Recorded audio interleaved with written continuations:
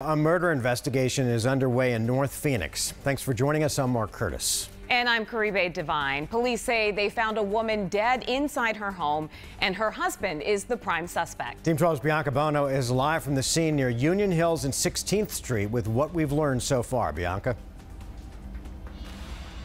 Well, Mark, Caribe, Phoenix police say they do have the victim's husband in custody after he admitted to playing a role in what happened to his wife. Now, this all started around 9:30 this morning when police say someone from inside that home called 911, but the call got disconnected. When dispatchers tried calling back, no answer.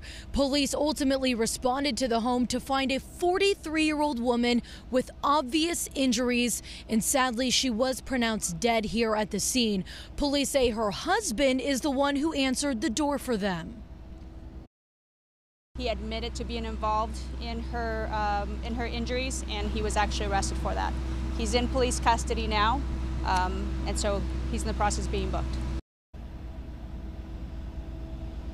And police say this couple sadly does have children, but they were not home at the time of their mom's death. So it's unclear exactly what happened inside this home earlier this morning, but I'm told it did not involve gunshots, and we are still waiting on the identities of both the victim and the suspect. We're live in North Phoenix. Bianca Bono, 12 News. All right, Bianca, thank you.